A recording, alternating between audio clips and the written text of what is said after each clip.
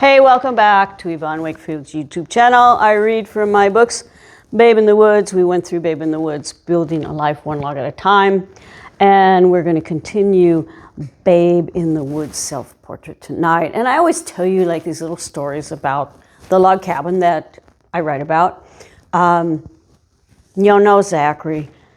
He's 13 now. And if you can see over there, Henry's 15. And Teddy Bear, he's a 1-year-old baby. Anyway, we were all up at the cabin last week, and Teddy Bear doesn't have the skills of recall like these guys do, so Teddy Bear has to be on a leash the whole time. But anyway, I'm pulling up right to the cabin, after driving like 3.5, 4 hours. I stop at the cabin to make the turnaround, and there's this huge crack and crash, and this huge tree falls across the creek. Which is a normal thing, trees fall in the woods, but I had spent all summer clearing this creek so you could look up. So now there's this huge tree over it, and in order for me to buck it out, I have to, and not get my saw pinched, I have to buck off one side, let the log fall in the river or the creek, and then buck it up from there. So I will be going there actually next week to be doing that. So we're going to get into chapter, I'm going to let Zachy down. Okay, you go down and you go. Oh, I want to talk about this shirt real quick. So one thing about the drive to John Day, I go through all these like small towns, Condon, Fossil, Spray, Mount Vernon, tiny towns. And I've noticed, especially since COVID happened, restaurants have closed, clothing stores have closed, everything is like diminishing there. But this is a shirt I bought in Dayville a long time ago. I think it was from a shop called Buckaroo Annie's, and it was then in like a little ice cream shop. Anyway, I just pulled it off the rack tonight because it fit with the day. So I want to recap chapter 21. Remember, these are all real. This is not nonfiction. In chapter 21, called Neighborly Advice, I talk about the moon and what it's like to be dealing with menstrual cramps while doing hard labor, like, and all the things of building and stuff. That's probably never mentioned. I got my truck stuck in the rain. I was low on food, and I realized the lunar force when I started to paint. So chapter 22 tonight, called Summer Break, this is maybe 3 or 4 pages, but I was getting ready to shut the cabin up for the summer. Remember, I'd been working on this log studio and digging a solid wall foundation and having it poured, and the boards were getting pulled, and my neighbors came up to help pull the nails. There were bears that were going into hibernation, and they were eating apples and making huge crap piles that I find in my runs, which was kind of scary. Anyway, so I find a guy, because all the trees are down for building this log studio, trees I can handle myself. But I didn't want them laying on the ground over the winter. So I found a mule logger, and I hired him. And this is really hard for me to talk about right now because Arturo is giving Teddy Bear some beer, or licking the beer bottle. It's kind of cute. I always say we should have a camera on these two. Anyway, so I got this mule logger. We pulled up the logs, and then I needed to head back to Mendocino, California, where I had an art scholarship at the Mendocino Art Center to get a certificate in fine arts. So 22, summer break. I'm ready to come back after I've been at Mendocino for 9 months. At the end of May, after 9 months of studio classes, I pack my belongings into plastic milk crates that double as bookshelves in the Mendocino apartment.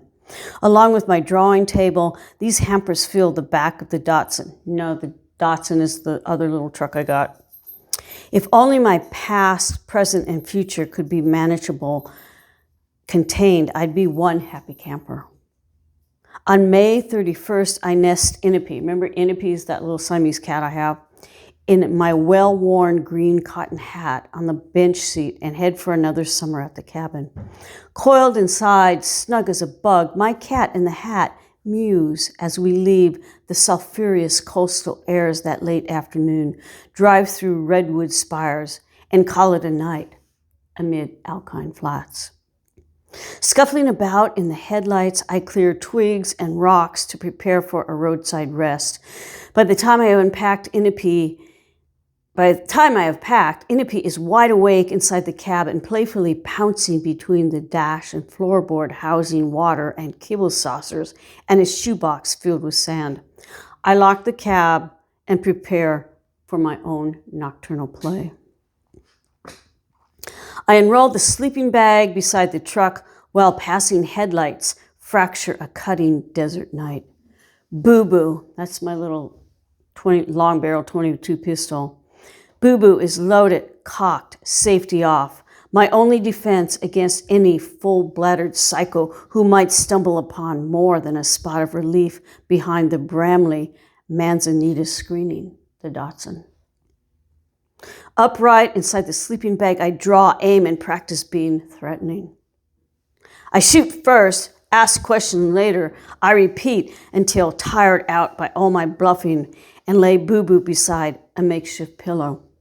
A doe-colored ski jacket, once regulated for that purpose only, cradles my head. Instead of dreaming about the moguled slopes of Vail, Snowbass, Steamboat, and Alta that I skied as a young teen, I think about how to make it through a night adjusting my bones over alluvium soil. Before closing my eyes, I rise on one elbow, give the flatland a final flashlight sweep, and spot a scorpion scuttling by. I repeat, I shoot first, ask questions later. Just to hear how convincing I might sound to anything big enough and near enough to trigger my half-cocked reflexes. More disturbing to me than close proximity to a venomous archaeid is a memory that rises up as soon as I lie down. It was a dream I had years ago in Clyde Holiday Park, the night before I met a realtor in the cowboy hat. Remember, that's except in that state park when I first arrived to Oregon, and then the next day met a realtor named Robin. As I adjust to rocky roadside, I muse my dream was really a premonition of what actually transpired another time to others in a park northeast of where I roadside camp. 2 college girls on summer break, zipped inside their tent in Klein Falls State Park, were assaulted by a man dressed as a cowboy. He drove his truck over their tent, then repeatedly whacked them with a hatchet, leaving them hacked, bloody, broken, hanging to life by severed threads. Their attacker was never caught, which means that man and men like him are still out there, which means that what happened to those girls could happen to this girl. Remember, I must be 20, maybe 19 or 20, when I'm camping by the roadside. If there was still life left in me after a savage encounter, it would be a long crawl for help at this time of night on a desolate roadside. If I died from injuries at this point, pre-imagined, I didn't know how long Inipe would last locked in the cab until my body was found and the cat in the hat was rescued. I will myself to stay awake, both for our sakes and worry Boo Boo's trigger like a rosary bead stuck between a prayer. At dawn, puffy-eyed and stiff, I rise from the ground that I found limited rest upon. In early morning light, I empty Boo Boo's chamber and reholster the gun before fashioning a makeshift pet harness from the belt of my ski jacket. Hitched to the bumper, Inipe doesn't strain against this improvised brace attached to 20 feet of twine as I shake morning dew off the sleeping bag and check for scorpions. After prying back the top of a tuna can with my Swiss Army knife opener, I dust off a twig and fork some into Inipe's bowl. He licks into moist fish flakes as I wash my face with water stowed for this purpose only. By sunrise, I am fresh as the day rising, and Inipe's belly balloons with breakfast. The sleeping bag is stuffed and stowed beside leftover canned tuna in the truck bed. The last leg of this drive between Lakeview and John Day. If any of you know that drive through Lakeview, it's through flat alkaline flats, is predictably direct except for pit stops to express my roadside culinary idiocy. Every minute behind the wheel, I'm sure I'm going to die and wish I'd never eaten tuna remaining in a can hours after the lid was hinged open on a day that climbed into the 90s. By the time I face the eliminator, remember that's one of the names I give to the road stretches to the cabin. By the time I face the eliminator, the last leg to the cabin, I figure being run over by a truck and bladed up is preferable to suffering from ptomaine poisoning. That first night back at the cabin, I hydrate by guzzling down nearly a 6-pack of green glass 7-Up bottles, specially purchased at Chester's. On the third day, still feeling the effects of food poisoning, I go to town to buy more soda and find my truck. Remember the big truck I had? It was a 3/4 ton that I lent to a guy. While in Mendocino, I sold the Gremlin. That was my little green car. I'd sold my Gremlin at great sentimental loss, but I could not afford the upkeep of a vehicle that couldn't make the grade. Now I was down to 2 vehicles, a papa and a mama, or a mama and a baby, depending on how one measured the scale of a nurturing truck. Before turning off Main Street, I glance over at Emery's Bakery Cafe and discover those words were scraped off the storefront window. I park and go inside where a waitress in a sea green uniform tells me, "Emery retired." That's all she knew or would say. Proceeding to Dan Gray's, that's the guy who borrowed my truck, I discover my big truck, like Emery, also mysteriously missing. The space where it is usually parked under a cottonwood tree is as vacant as Dan's house appears. Not even a curtain in the living room window. Moved is the only explanation my neighbor Glenn Nelson gives later that day when I ask, what happened to Dan Gray? Through letters, I'd kept in touch with the Nelsons, Jim, Annabelle, and Dale. I also subscribed to the Blue Mountain Eagle, the newspaper arriving in my Mendocino postbox a week after it hit the stands in John Day. Not one issue published a column inch on Emery retiring or the vanishing of Dan Gray and that faded green truck. I lean against the ridge-barked cottonwood, feeling angry but a tad relieved that payload of upkeep was out of my life. With that 3/4 ton of fun gone, I was down to 1 truck. Tank's ability, that's the name I gave that big truck. Tank's ability to haul was the only reason I would miss that heap.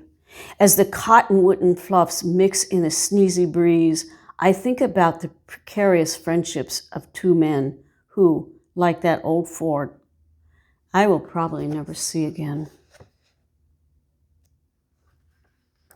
A few days is enough to dilute ptomaine poisoning lethargy. Ptomaine poisoning was the name of what I got from that foodborne illness from eating tuna fish. That should have been refrigerated. Don't do it. I feel well enough to unpack the Datsun, starting with the cab. Bending to lift Inipe's traveling litter box, I'm startled by squealing between the floorboard and the stick shift flange. Though not even in gear, that manual transmission is throttling with a life of its own. A whispering, high-pitched staccato is emanating under the rubber boot. The sun-hardened seal crazed and peeling. I drape myself over the driver's side of the bench seat, stretch out and pry up a corner of the diaphragm, then peek into a space where the sun never shines, a place I'd never once explored in my limited maintenance of the Datsun. Aiming a flashlight, I spot a withering mass of baby mice. Each one is half the size of my pinky, and I have small hands that are nevertheless big enough to handle the fate born inside the gearbox. They seem abandoned, and as no matronly mouse appears to thwart the hands of their discoverer, I assume care of these orphans. Like me, these babies had been left to fend for themselves. Without a nurturing paw to guide them, they would surely starve. If set free, they would be victims of exposure. If left in the gearbox, they'd be throttled to mousy cream. Pinching my thumb and forefingers like tweezers, I prise out all 8 of these little squeakers, one by one. Squiggling away, they would have blinked in sudden sunlight if their pinhole eyes were open. With tender care, I lower each pink pod into a green cotton hat that most recently cradled a Siamese cat. Marveling at the wiggling minutia below the brim, I plod up to the cabin every step of the way, planning a farewell party for these foundlings. At any point, I could return and upturn the hat and release them into an unruly patch of the forest where they would surely end up as appetizers. Yet I, as their self-proclaimed guardian, will not allow those visionless nippers to be eaten alive by an owl or coyote or suffer further consequences of nurturing neglect. On the porch, I set the hat in the shade on the workbench to protect these newborns from crisping in full sun.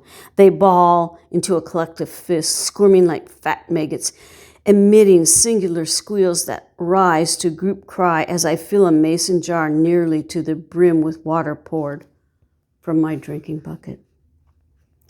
Bye-bye, babies, I say as swiftly as I fold the hat and funnel out everyone into the jar's open mouth, then screw the lid down fast and tight. Shocked by the splash and intimate death, these blind mice dog paddle for existence, sucking up a slice of air calculated to absorb the placement of their furless bodies. For less than 20 seconds, a fresh spurt of life surges through their blushing, translucent flesh. The instinctive, automatic response to drowning. Appearing more like canned tangerine sections than mini mammals, they scramble for survival, as curely futile and slippery as the glass wall entombing them. There is still time. I could open the jar and pull the spongy litter to dry ground, but I wait until each baby floats belly up to form a jetsam wreath of waterlogged waifs and pious, humanely intent. Drowning, I rationalize, is easier than fathoming abandonment. I do not bury those breathless babies, do not even thread together a twig cross to mark their passing. I line their soggy bodies in a straight row like I'd seen human bodies pictured in history books, noting heinous crimes. Sheltered under the twisted boughs of a bull pine, I knew the open-air mass grave would be departed by morning. Fresh coyote scat near the bull pine and a great horned owl perched in every night was a sure sign those fresh dead mice would end up as a late-night snack. Though I wasn't sure if owls favored carrion. That night, I dreamed about those newly dead newborns, fierce-eyed and big as black bears in my subconscious state. They numbered in the number I drowned and were everywhere, hovering above the ground where they no longer rested. And Teddy wants to come up. So I was dreaming those mice turned into big black bears. Each and every mouse spirit lingered in the pines, waiting to get me. In my dream, I could not step off the porch for the fear that one or two or the whole damn ghost litter would grab me by the ankles, drag me into the creek, then sit on me, my last breath, water, like theirs had been. Attila the Hun, Hitler, Idi Amin, oh, the list can go on and on. I could actually add somebody there right now. That afternoon, I added my name to the roll of imbecilic despots who get away with murder. But I hadn't killed for pleasure, power, or revenge, or out of self-defense, or hatching psychosis. I could add a name there. That's not in this book. Add a name there. I killed out of projection. If I let those baby mice live on, their lives would have been motherless torment. All right, well, that was heavy. That was also before I used any kind of bar bait or rodent bait to deal with rodents. Anyway, hope you enjoyed that. It was a little heavy. Hope you're having a good week. Remember, all these books are on audio by Kay Webster, and she reads them professionally. I get in there and I tell my little tales and all this stuff. So, hope you subscribe to the YouTube channel, like it, tell your friends, buy a book. Books are sold wherever wherever books are sold. Remember to stay hydrated. I swam in the river yesterday. The river was 55 degrees and the air temp was 53. Made it 14 minutes and was so cold. Drank some hot water with lemon and honey. It's getting to be that time of the year. So anyway, we will see you. Teddy says, stay hydrated. Bye-bye. See you next week.